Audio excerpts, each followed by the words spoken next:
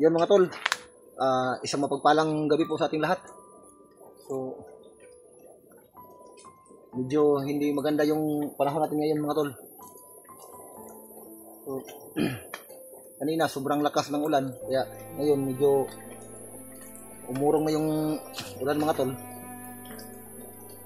So, andito ako ngayon sa ilalim ng punong kahoy. So, andito na ako sa area mga tol, bating ako dito sa bundok hanggang sa gabi. Patuloy pa rin ako sa paglalakad,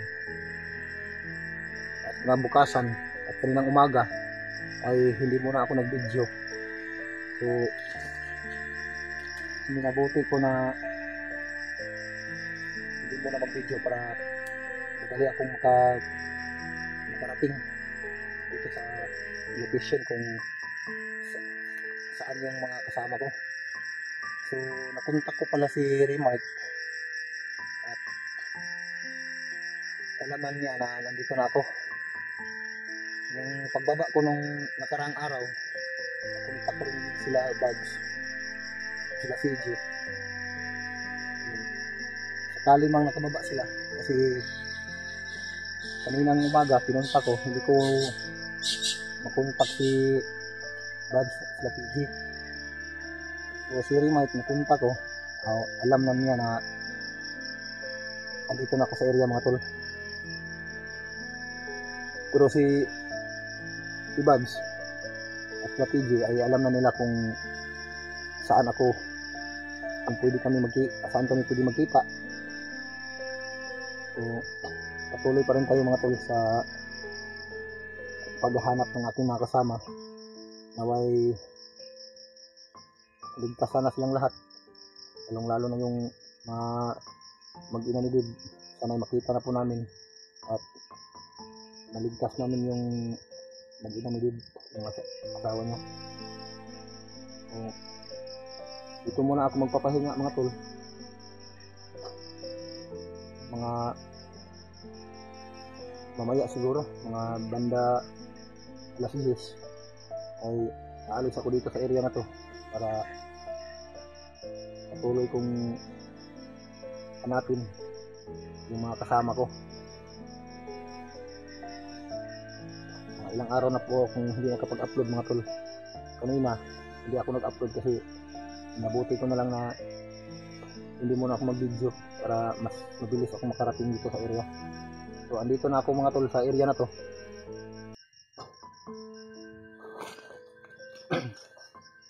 So patuloy ko pa rin silang pinukontak yung mga kasama ko. Pero sa ngayon, si Remark lang yung nakausap ko sa yung bayaw ko, si Remark. Siya lang yung nakontak ko, nakausap ko. So bukas siguro mga tol, sasalubungin ako nila Remark. So ngayon, dito na lang muna siguro ako magpalipas ng gabi. So may dala naman akong mga gamit, hindi na ako mahirapan sa lamig o hindi na ako mahirapan sa pagtulog. May duyan akong dala, may ako toilet dala, may mga gamit akong dala dito ko nilagay lang sa giliran ko. May kunti akong pagkain dala.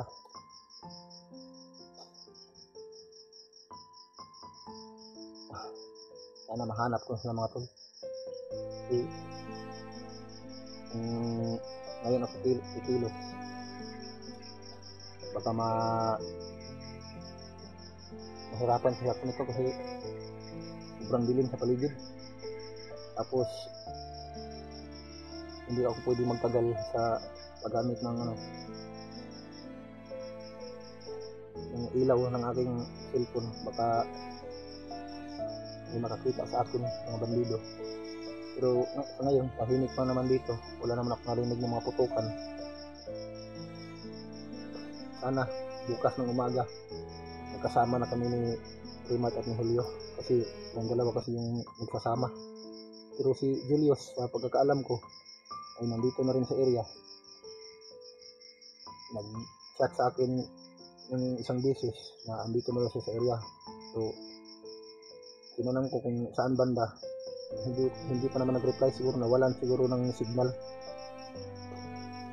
Pinukontak ko naman si Julius kung saan siya, kasi na-receive ko yung una niyang mensahe na ano siya sa akin na nasa area na daw siya at hinahanap niya rin ako.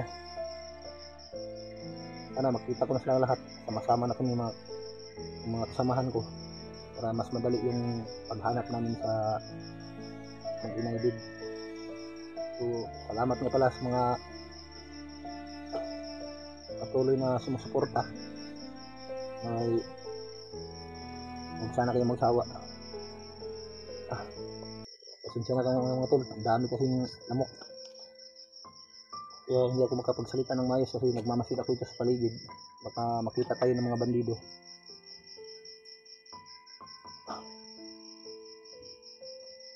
Daming lamok talaga mga tol. So pagkatapos siguro nito, aalis ako, maghahanap ako siguro ng pwede kong mapagpahingahan, pwede kong matulugan. So bago yun, dahan-dahan muna akong aabante hanggang marating ko yung location ng aking mga kasamahan, lalong-lalo na yung bayaw ko na si Primat. Kasi sa pagkakaalam ko, si Bud at sila PG at Justin ay pansamantala, bababa daw sila. Pero problema nga lang, talagang mahihirapan talaga sila kasi ang dami kasing mga bandido nga nakaabang. Sana ligtas yung mga kasamahan ko kasi dami kasi mga bagong recruit na mga bandido, kaya hindi sila basta-basta makaalis sa area. Yun nga, may mga bandido na nakaharang sa daan. Sana'y kung naka-uwi man sila, nakababa man sila, sana'y ligtas po sila. Kahit ako lang mag-isa, pipilitin ko pa rin mahanap yung mga ibang kasama na hindi pa nakababa. Kasi yung ano kasi, yung mother-in-law ko po ay iusap kasi sa akin na dapat daw mahanap ko na yung dalawa niyang anak. So ngayon mga tol, titiisin ko lang muna yung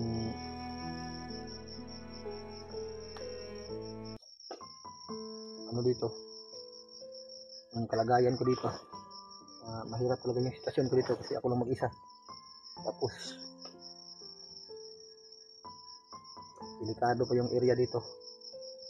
Hindi natin at malaya na may mga bandido na pala na masid sa atin o masagupa natin.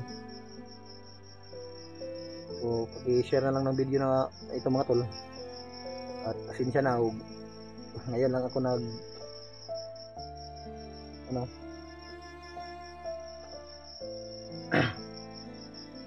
kasi nabuti ko kasi na wag na lang mag-video para makarating ako kaagad dito sa area kung saan yung mga kasama ko, kasi matatagalan kasi ako mga tol kung mag-video pa ako. Kaya yun, tuloy-tuloy yung paglakad ko hanggang sa ito na, narating ko na yung area. So hindi magtatagal, baka siguro bukas magkikita na kami ng aking mga ibang kasama, kasi alam na nila kung saan kami pwedeng magkita, at alam ko rin kung saan ko sila pwedeng makita para magkasama na kami ulit.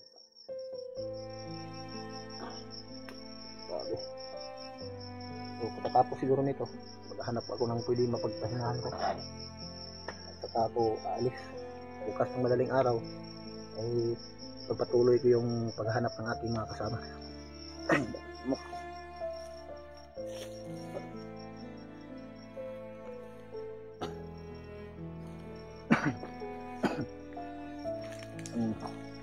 Buti na lang may madala akong luyan mga tol, pwede akong matulugan, hindi ako mahirapan sa magpapahinga ako kung sa aking pagtulog. Talaga ako ng maayos, hindi katulad ng dati na naiwan yung mga gamit ko. Talagang hirap talaga ako noon. Wala akong ayos na matulugan. Hinihiga lang ako doon sa ilalim ng puno, tapos wala akong makain. So sa ngayon, may nag-abot naman ng kunting biyaya at salamat talaga. Lubos po akong nagpapasalamat sa mga nagbigay po ng blessing, lalong-lalo na dun sa pamilya ko. May nabili akong pagkain para sa kanila. So may kunti naman akong tira, ito ginamit ko para may makain naman din ako dito. So yun, inuulit ko, maraming salamat po talaga sa lahat po na nag-abot ng biyaya para sa akin, para sa aking pamilya. So salamat talaga po ng napakarami po sa inyo. Kahit ganito yung sitwasyon, patuloy pa rin pinagaloob sa atin ng biyaya. So,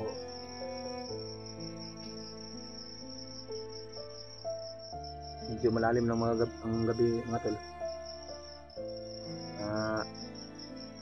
Alas 8:40 ng ang gabi ngayon.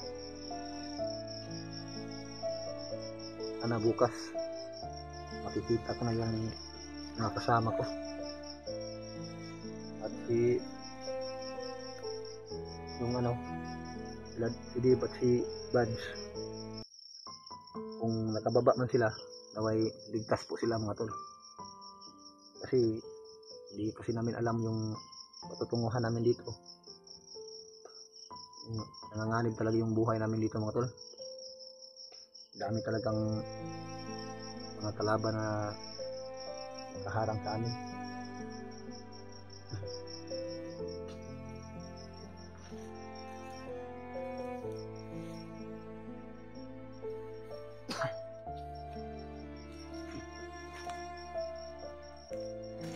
Ay ko.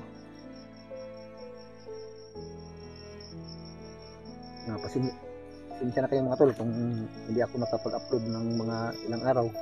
Yun nga, umuwi muna ako at sinulit ko naman din yung kaarawan ng aking anak, kaya hindi ako ulit nakabalik sa bundok. Binigay ko din yung time ko sa aking pamilya, sa aking bunsong anak, sa kanyang kaarawan. Kaya yun, hindi ako agad pag-upload. So ngayon mga tol, andito na ako sa area, ay naway ipag po ninyo, pagpaumanhinan po ninyo. Then natagalan talaga ako sa pagbalik dito sa area. Yun nga, dahil sa hirap talaga tayo makapasok agad dito. So bago yung mga tol, dahan-dahan pa tayo mga tol.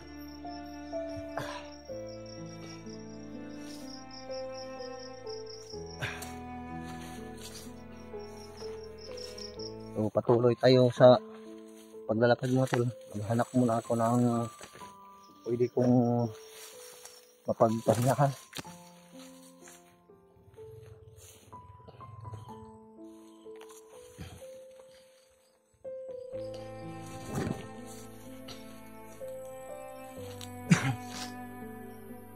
Sana makita ko na yung dalawa kong bayaw at mga kasamahan ko.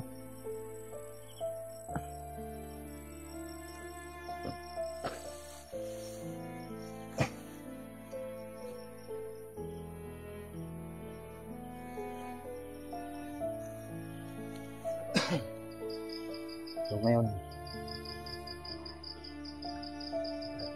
kahanap ako ng dito sa may niyog pala dito, may puno ng niyog dito mga tol. So pwede na siguro ako ito magkali ng duyan para pwede ko mapagpahingahan.